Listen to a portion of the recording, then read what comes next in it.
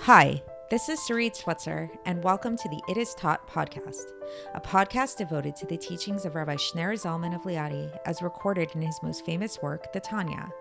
My hope for this show is to make these teachings accessible and relatable to the average person, regardless of prior Jewish education or affiliation. The episodes follow the prescribed daily study portions and are meant to serve as practical lessons in how to live your life as your true self and develop an authentic and powerful relationship with your Creator. I have personally experienced the effects the study of this work has had on me, and I'm excited to share what I can of this knowledge with you.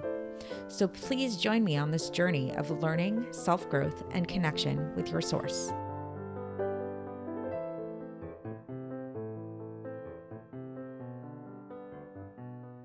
Hi, and welcome to the It Is Taught podcast. This is episode 169 for the 9th of Iyar in a leap year.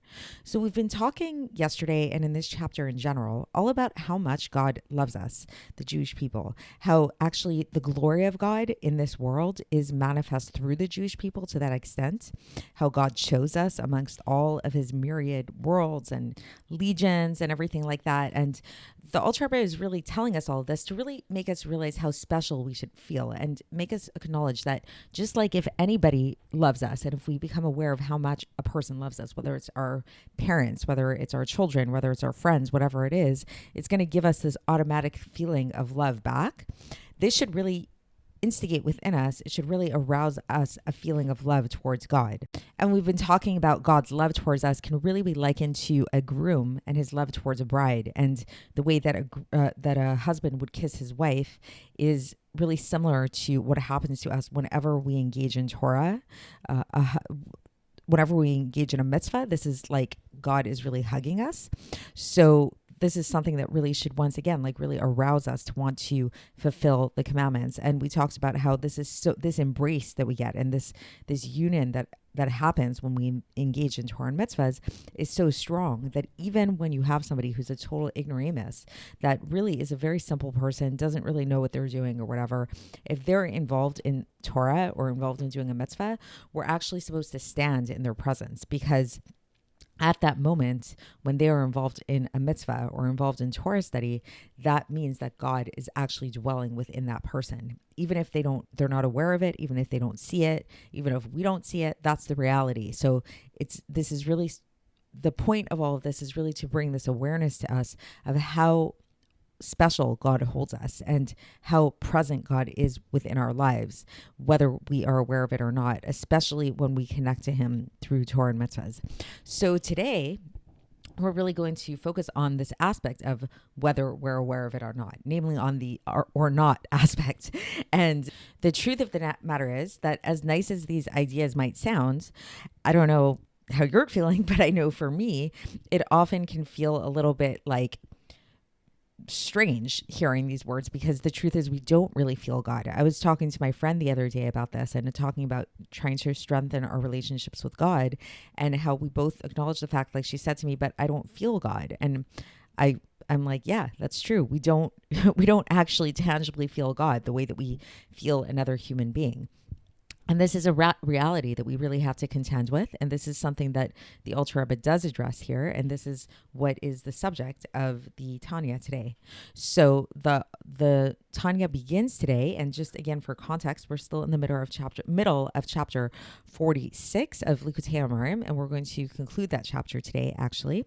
So the Tanya portion for today begins with the Alter Rebbe attempting to explain to us a citation from Asaph in Tehillim. So Asaph, for context, was a Levi, and he was one of a number of poets and singers who helped develop the Tehillim along with David HaMelech. So interestingly enough, David didn't actually write all of the Tehillim by himself. He actually had a group of people that helped him, and Asaph was one of those people. And so amongst the Tehillim which Asaph composed was Tehillim chapter 73. And here the Alter Rebbe is really going to focus on verses 22 and 23. And these were said on behalf, says the Alter Rebbe, they were said under divine inspiration, first of all, and they were said on behalf of the entirety of the Jewish people that were found in exile, like the exile of the Jewish people. So What does the citation say? It says ve'ani ve'ar ve'lo eda, which means I am a fool and I know it not. Behemot hayiti imach, and I was like an animal before you. Ve'ani tamid imach, yet I am always with you. So, okay, so what is going on here? So basically, the Alter Rebbe says that Asaf is saying that I am a fool, I don't know it, I am like an animal before you, meaning before God, but yet I am always with you. So the Alter Rebbe really focuses on the idea that even though Asaf is saying, I am really like an animal before you, meaning to say that I don't actually, what does it mean that I'm like an animal? I'm not aware and I don't feel in my soul this unity that we've been talking about, that this unity in the past few episodes, again, that happens when we keep God's mitzvahs, when we involve ourselves in our Torah. Asaf is saying, I don't feel this. I'm like an animal. I'm very coarse, to the point that if I did feel this unity, obviously then a sense of awe and fear would fall upon me, which would then lead to this ava rabba b'ta'anugim, like this love of delight, this great love of delights, which is a great love of God that we described previously, or even a love of fiery flames, which is what happens to tzaddikim when they become refined, when they refine their physicality. And the Alter Rebbe goes on to say that and it's sort of a review of something that we've been learning before, that this aspect of knowing that I don't know is the aspect of knowing das has to do with feeling. Like there's a direct connection between knowing and feeling, because when we know something, it encompasses within it chesed and gvura, which are the two primary emotions. But nevertheless, so basically Asaf is saying, I'm considered like an animal because I do not feel these feelings towards you, this feeling of the unity of what's happening, and it's not leading me to fear you and to love you and all those things. Nevertheless, ani tamid imach, I am always with you. So what does that mean? It means that this physicality, this coarseness that I have, does not prevent the unity from happening. So it's true, I may not feel it, but it is happening. There's still that unity happening between the Or Ein Sof Baruch Hu, the infinite light of God that fills all the worlds, and my soul. And then the Alter Rebbe gives a citation to back this up, again from Tehillim, chapter 139, verse 12, where it says, Gam choshech lo yachshich mimeka, that even darkness cannot obscure you. So we may not see what's happening. We may not be aware of the unity that's happening in between our soul and God when we engage in Torah and mitzvahs, but that doesn't mean it's not happening. And due to this, continues the Alter Rebbe, this is now why we can understand the severity of the punishment that happens to somebody who transgresses Shabbos or who eats chametz on Pesach, God forbid, which is equal for every single person. Because even if somebody is a total ignoramus and a total am haaretz, like really a very lowly kind of person, within their soul, the light and the kedusha, the light of the kedusha of Shabbos and Yom Tov shines within them. And so thus, it's like if they're not keeping Shabbos, then they're still going to be judged in the same way like everybody else. And they're going to be judged with the punishment of kares, which is excommunication. And this is the punishment that we get for, God forbid, eating chametz on Pesach, or skila, which is for the stoning that happens to somebody who violates Shabbos. So the idea of this is that the whole idea of these punishments is like, it's basically like a cleansing for the soul. And so the pakam, the blemish that occurs to somebody's soul, whether they are a very, very high tzaddik or whether they're a very, very lowly person, is exactly the same for both people. So it doesn't matter what level you're on. If you're a Jew, you're a Jew. And what the mitzvahs that we do or don't do, God forbid, affect us all in the same way, whether we're aware of it or not, is the point that the Alter was trying to make. So he's saying that even if somebody eats like the smallest amount of chametz, or even just like carries a teeny little bit of muktzah, like it's just a little bit, it's not so much, right? They're still blemishing the holiness that's in their soul, just like the holiness of a tzaddik.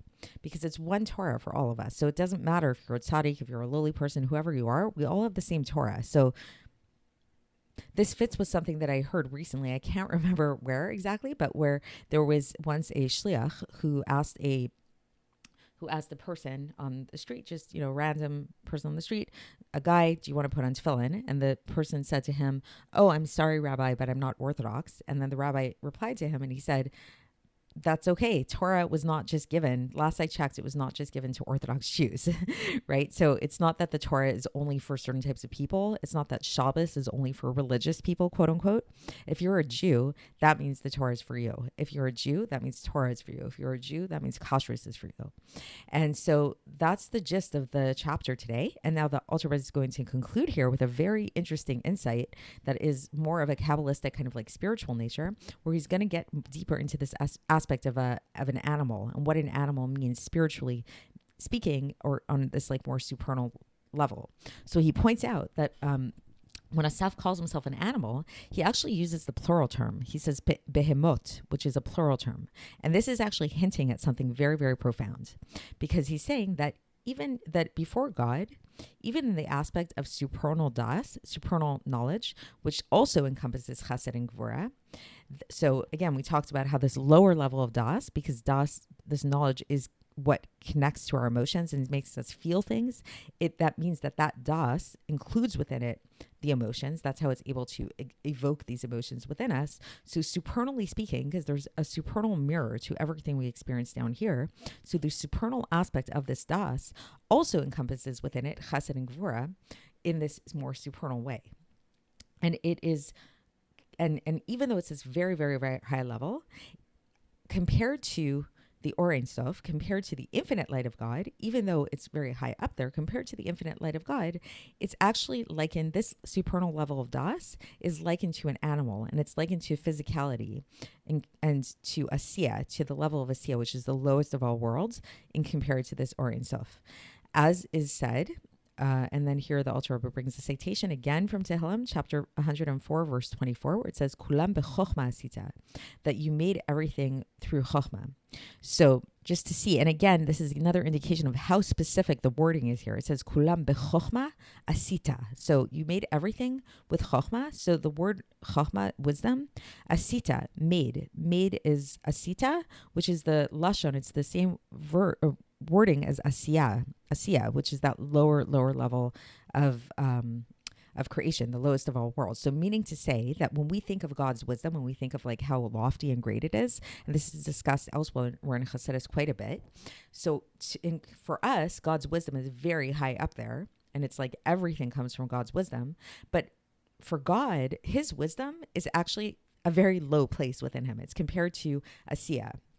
It's which is the lowest of all worlds. So I hope that's clear. So basically, it's like we think of God's wisdom as so high up there, but really what we understand of God's wisdom is really just like a very small glimmer of who God is. And it's actually a very low part of God.